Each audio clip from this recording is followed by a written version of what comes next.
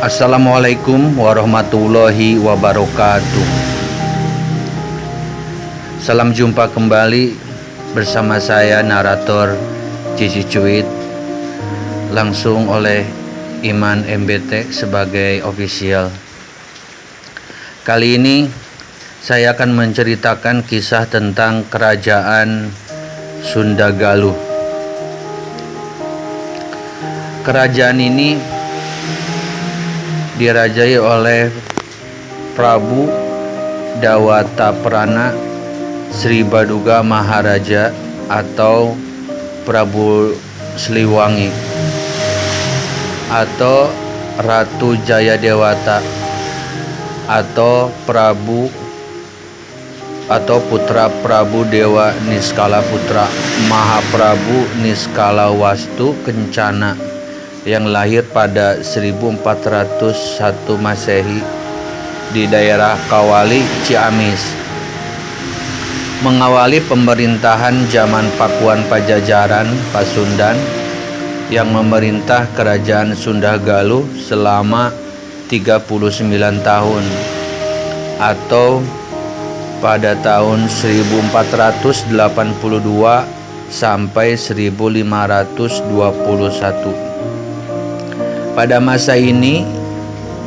masa inilah Pakuan Pajajaran di daerah Bogor mencapai puncak perkembangannya. Baiklah Sobat Cici Cuit Channel, sebelum melanjutkan kisah tentang kerajaan Sunda Galuh ini, jangan lupa di subscribe, di like, dan di share ya channel ini, agar menjadi bahan evaluasi dan support buat kami untuk meningkatkan konten-konten yang ada di channel kami ini. Baiklah, kita akan lanjutkan kisah tentang kerajaan Sunda Galuh yang di era Prabu Siliwangi. Dalam prasasti batu tulis diberitakan bahwa Sri Baduga dinobatkan 2 kali, yaitu yang pertama ketika Jayadewata menerima tahta kerajaan Galuh di Kawali, Ciamis dari ayahnya Prabu Dewa Niskala putra Mahaprabu Niskala Wastu Kencana, dari Permaisuri Mayangsari putri Prabu Bunisora yang kemudian bergelar Prabu Guru Dewatrapana. Yang kedua, ketika ia menerima tahta kerajaan Sunda di Pakuan Bogor dari mertua dan uaknya Prabu Susuk Tunggal putra Mahaprabu Niskala Wastu Kencana dari Permaisuri Ratna Sarkati putri Resi Susuk Lampung. Dengan peristiwa ini ia menjadi penguasa kerajaan Sunda atau kerajaan Galuh dan dinobatkan dengan gelar Sri Baduga Maharaja Ratu Haji di Pakuan Pajajaran Sri Sang Ratu Dewata. Jadi sekali lagi dan untuk terakhir kalinya, setelah sepi selama 149 tahun, rakyat Sunda kembali menyaksikan iring-iringan rombongan raja yang berpindah tempat dari timur ke barat. Untuk menuliskan situasi kepindahan keluarga kerajaan dapat dilihat pada pindahnya Ratu Pajajaran. Di Tatar Pasundan, Sri Baduga ini lebih dikenal dengan nama Prabu Siliwangi. Nama Siliwangi sudah tercatat dalam Propak 630 sebagai lakon pantun. Naskah itu ditulis pada tahun 1518. Ketika Sri Baduga masih hidup, lakon Prabu Siliwangi dalam berbagai versinya berintikan kisah tokoh ini menjadi raja di Pakuan. Peristiwa itu dari segi sejarah berarti saat Sri Baduga mempunyai kekuasaan yang sama besarnya dengan Niskala Wastu Kencana atau kakeknya. Menurut tradisi lama, orang segan atau tidak boleh menyebut gelar raja yang sesungguhnya. Maka Juru pantun mempopulerkan sebutan Siliwangi. Dengan nama itulah ia dikenal dalam literatur Sunda. Wangsakerta pun mengungkapkan bahwa Siliwangi bukan nama pribadi. Ia menulis, Kawalia Tawang Sunda lawan Ikawang Karbon Mawang Sakweh Irawang Jawa Kuluan Ayebuta Prabu Siliwangi Raja Pajajaran Dadieka kududu ngaran sawaraga nira. Indonesianya adalah hanya orang Sunda dan orang Cirebon serta semua orang Jawa Barat yang menyebut Prabu Siliwangi Raja Pajajaran. Jadi nama itu bukan nama pribadinya. Demikianlah translate-nya dari bahasa Indonesianya tadi. Arti nama Siliwangi adalah berasal dari kata silih dan wawangi, artinya sebagai pengganti Prabu Wangi. Tentang hal itu, Pustaka Rajya Ibu Nusantara 2 mengungkapkan bahwa orang Sunda menganggap Sri Baduga sebagai pengganti Prabu Wangi, sebagai silih yang telah hilang.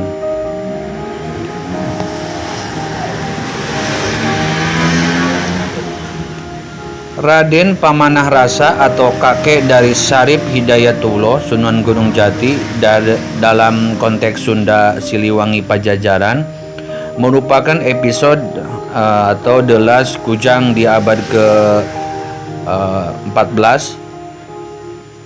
Sosok pemimpin Sunda yang muncul dari latar kesedihan dinasti terdahulu dengan karisma yang merambat ke seantero Nusantara, tak terkecuali tatkala ketika kepulauan ini terjamah para pendatang dari Eropa. Sosok Raja Sunda yang berkarakter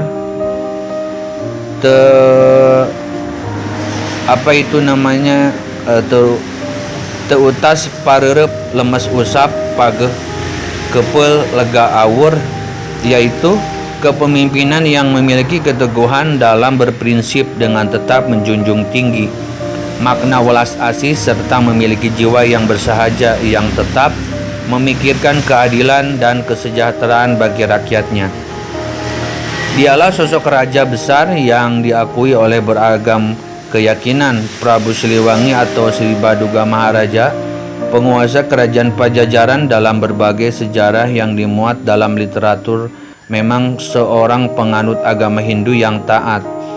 Silsilah leluhurnya juga beragama Hindu, mengingat waktu itu agama yang populer di Nusantara adalah Siwa Buddha atau Hindu Buddha. Dialah sosok raja besar yang diakui oleh beragam keyakinan. Raden Pamanah Rasa atau dalam cerita pantun dikenal dengan nama Munding Laya di Kusuma atau Sunan Pagulingan ketika posisinya menjadi Rama adalah putra Sunan Prabu Dewa Niskala atau Ningrat Kencana yang bergelar Adipati Kertabumi ketika memegang posisi sebagai Ratu Galuh, atau Prabu Anggalarang ketika menjadi Raja Sunda di Paku Jajar. Ketika berdiam di Cirebon Girang, Prabu Anggalarang bergelar Ki Gedeng Singaputra.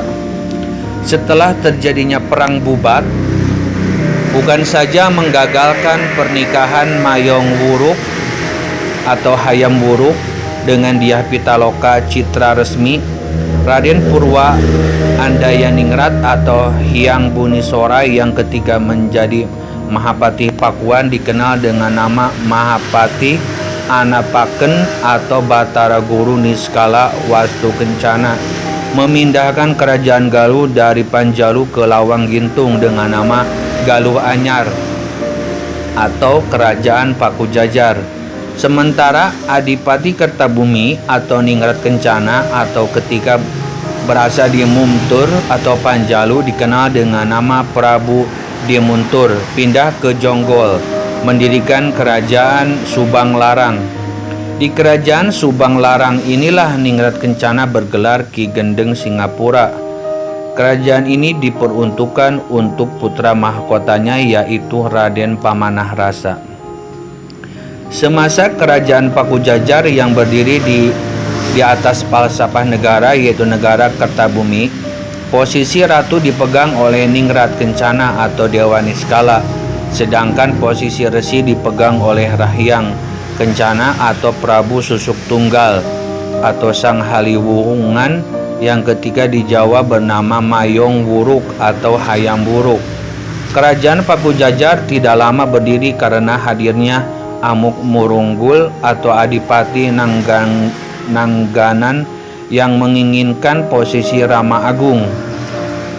Obsesi Amuk Wurunggul ini diwujudkan dengan berupaya mengadu domba dua saudaranya, yaitu Prabu Anggalarang dengan Prabu Susuk Tunggal. Akibat fitnah inilah kemudian muncul Perang Cogrek sebagai akibat kedudukan Prabu Anggalarang dari posisi ratu dan menurunkan Prabu Susuk Tunggal dari posisi sebagai resi. Kemudian memindahkan pusat pemerintahan Lawang Gintung ke Sumedang Larang dengan nama Pakuan Pajajaran. Sebelum peristiwa ini, Raden Pamanarasa yang waktu itu posisinya masih sebagai putra mahkota kerajaan Galuh pernah saling berhadapan dengan Amuk Murunggul, yaitu dalam peristiwa sayembara yang diselenggarakan oleh Ki Gedeng Tapa penguasa di Cirebon Girang untuk memperebutkan putrinya Nyai Subang Larang. Sayembara ini dimenangkan oleh Raden Pamanarasa yang menyamar menjadi Raden Sunu sebagai perwakilan wilayah Surantaka. Kemudian keduanya menikah. Ini merupakan pernikahan kedua bagi Raden Pamanarasa karena sebelumnya setelah menaklukkan Harimau Putih atau Giling Wesi dari kerajaan Harimau, telah menikah dengan Nyai Ambet Kasih atau Putri Buniwangi, putri Ki Gedeng Sendang Kasih penguasa di Surantaka, yang tak lain adalah adik Raja Galuh, yaitu ayah Raden Pamanarasa. Prabu Anggalarang, pernikahan Raden Pamanarasa dengan Nyai Ambet Kasih merupakan wujud cinta yang telah lama bersemi karena sejak kecil sebenarnya Raden Pamanarasa dididik dan diangkat putra oleh Ki Gedeng Sendang Kasih. Kegemaran Raden Pamanarasa mengembara menyebabkan posisi sebagai Surantakan ditinggalkan dan diurus oleh Nyai Ambet Kasih.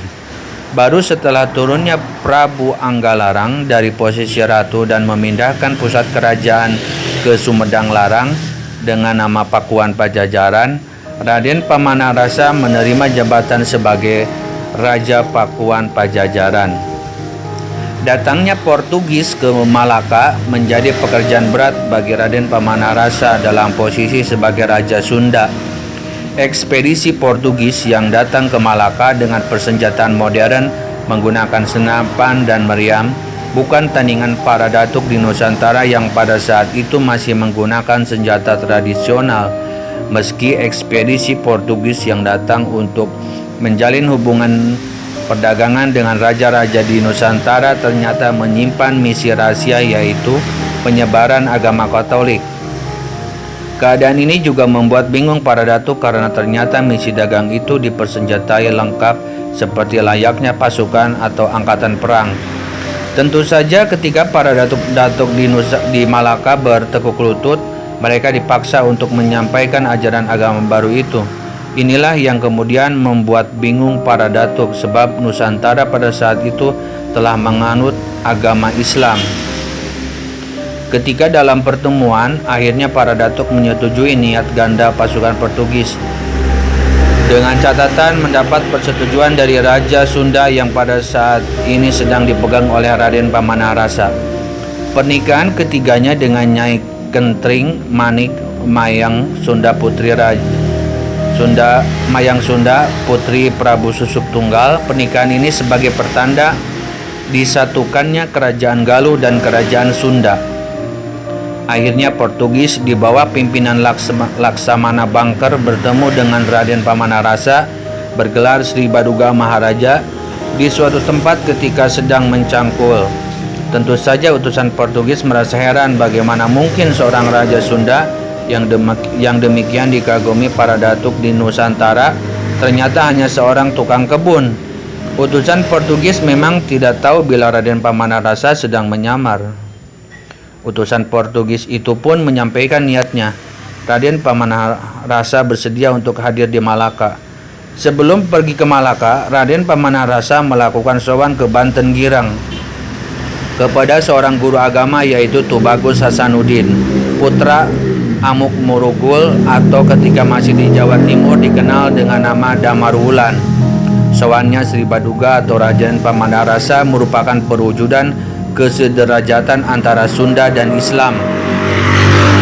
Misi Raden Pamanarasa sebagai Raja Sunda ke Malaka juga mewakili negeri-negeri Islam di Nusantara pada saat itu seperti Malaka, Goa, Aceh, dan negeri lainnya.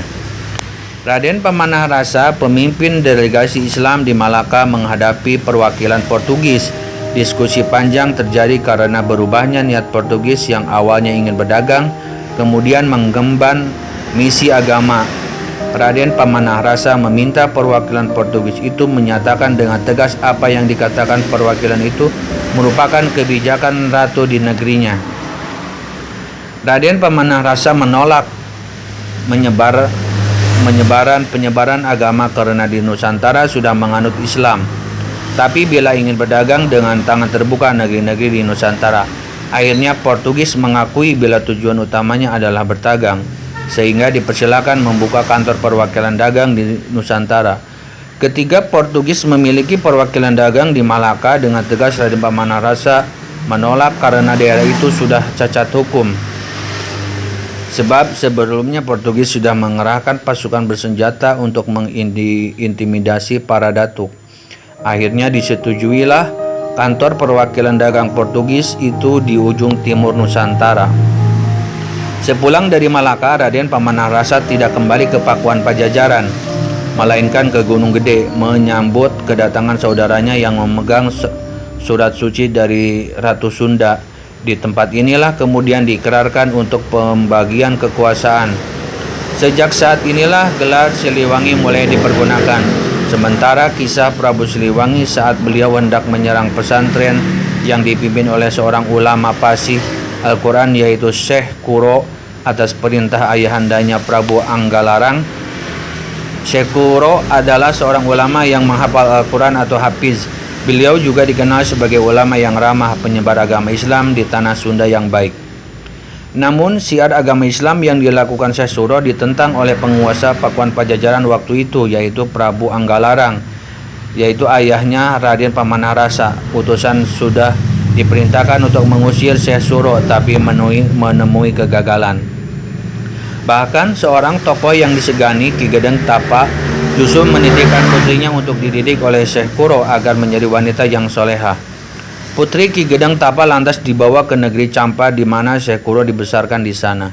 Putri Ki Gedeng Tapa bernama Dewi Subang Larang saat itu di Pakuan Pajajaran. Mereka lantas mendirikan tempat ibadah di Karawang dan kembali memperjuangkan syiar agama Islam. Lagi-lagi Prabu Anggalarang menentangnya karena ulama tersebut berhasil mempengaruhi rakyat Pajajaran yang beragama Hindu untuk memeluk Islam. Lantas diutuslah putra sang Prabu sendiri yang bernama Raden Pamanarasa. Raden Pamanarasa inilah yang kelak yang bergelar Prabu Siliwangi. Dia diminta ayahnya Prabu Anggalarang untuk menghancurkan Syekh Kuro, pengikut dan ajarannya. Namun tanpa diduga, Pangeran Pamanarasa terpikat dengan suara lantunan ayat suci Al-Quran yang dibacakan oleh Dewi Subang Larang. Dadanya bergetar mengagumi keindahan ayat suci Al-Quran. Lantunan itu berbunyi La ilaha illallah, yang berarti tiada Tuhan kecuali Allah. Sang pangeran pun mengurungkan niatnya mengusir Syekh Kuro dan justru ingin menemui seorang wanita yang melantunkan ayat suci Al-Quran tersebut. Prabu Pamanarasa kemudian berniat meminang wanita yang diketahui santri Syekh Kuro bernama Dewi Subang Larang. Putri Ki Gedeng Tapa itu mau diajak menikah Raden Pamanarasa dengan dua syarat, yaitu mahar lintang kerti jejer dan kelak anak-anaknya yang lahir dijadikan raja. Lintang Kartijejer 100 adalah pusaka yang diminta Dewi Subanglarang sebagai syarat jika Pangeran Pamanarasa atau Prabu Siliwangi hendak menikahinya. Ini sejarah yang terjadi pada zaman Kerajaan Sunda Galuh atau Pakuan Pajajaran Pasundan sekitar abad ke-15 Masehi. Lintang Kartijejer 100 bukanlah pusaka berupa keris, kujang, tombak, atau sejenis lainnya. Pada zaman kerajaan, pusaka itu merupakan pasemon, perumpamaan dari tasbih yang berisi 100 biji. Artinya adalah sebuah perhiasan yang harus dipahami oleh hati, jiwa, pikirannya. Jika hal itu dapat dia wujudkan melalui hati dan jiwanya, maka Nyai Subanglarang akan menerima lamaran Prabu Siliwangi yang saat itu masih seorang pangeran pemanah rasa. Nyai Subanglarang adalah anak Ki Gedeng Tapa yang waktu itu dititipkan kepada seorang ulama penyebar agama Islam di tanah Sunda bernama Syekh Puro. Dewi Subanglarang menjadi santrinya beliau yang datang dari negeri Campa. Arti dan makna sesungguhnya Lintang Kartijejer 100 adalah tasbih di mana Prabu Siliwangi harus memeluk agama Islam jika ingin menikahi Dewi Subanglarang. Karena pada waktu itu Raden Pamanarasa yang beragama Hindu berniat menggagalkan penyebaran agama Rasul di tanah Sunda atas perintah ayahnya Prabu Anggalarang. Namun Prabu Siliwangi terketuk hatinya setelah mendengar kalimat tahlil berbunyi la ilaha illallah yang dilantunkan Nyai Subanglarang serta berniat menikahinya. Tapi syaratnya dia harus memeluk agama Islam yang disimbolkan dengan pusaka atau perhiasan Lintang Kartijejer 100 yang tak lain adalah tasbih sebagai sarana untuk berzikir mengingat Allah. Syarat itu dipenuhi oleh Prabu Siliwangi. Hal itu yang lantas membuat sang Prabu memeluk ajaran Rasulullah Muhammad SAW, yaitu agama Islam. Selain Lintang Kartijejer 100, Dewi Subanglarang juga memberikan syarat yang kedua, yaitu kelak anak-anaknya harus dijadikan sebagai raja. Syarat itu juga dipenuhi dari Nyai Subanglarang. Prabu Siliwangi punya anak yang bernama tersohor dan legendaris itu. Pertama, Pangeran Walangsungsang atau Cakrabuana yang kemudian pergi ke Cirebon untuk memperdalam agama Islam di sana. Beliau juga menyebarkan agama Islam dan mendirikan kerajaan di sana. Kedua adalah Rara Santang. Dari putri sang Prabu ini lahir Sunan Gunung Jati yang merupakan satu di antara anggota Dewan Wali Songo atau Wali 9. Jadi Sunan Gunung Jati adalah cucu Prabu Siliwangi. Ketiga adalah Raden Kian Santang yang dikenal sakti mandraguna. Beliau dikenal juga sebagai Prabu Sangara atau Syekh Sunan Rohmat Suci. Melalui sarana pusaka Lintang Kartijejer 100 sebagai syarat dari Nyai Subanglarang, itulah agama Rasulullah SAW menyebar pesat di tanah Pakuan Pajajaran Pasundan. Syarat itu diterima Prabu Pemanah Rasa. Mereka akhirnya menikah dan diberikan keturunan yang namanya tersohor di seluruh penjuru dunia, yaitu Raden Walangsungsang, Nyai Raden Santang, dan Raja Sangara yang dikenal dengan Kian Santang. Setelah naik tahta menjadi raja, Raden Pamanah Rasa dikenal dengan gelar Prabu Siliwangi atau Sri Baduga Maharaja. Ketiga anaknya itu semuanya memeluk agama Islam seperti ibunya Nyai Subanglarang. Demikianlah Sobat Cici Cuit Channel kisah tentang Kerajaan Sunda Galuh di era Prabu Siliwangi. Semoga bermanfaat dan semoga dapat diambil hikmahnya. Mohon maaf bila ada kesalahan dalam penguraian alur cerita. Sumber cerita ini diambil dari Erokajat Asura dan dari islamcendikia.com. Terima kasih atas waktunya. Saya Iman MBT sebagai narator Cici Cuit mohon pamit. Sampai berjumpa kembali di konten berikutnya. Wassalamualaikum warahmatullahi wabarakatuh.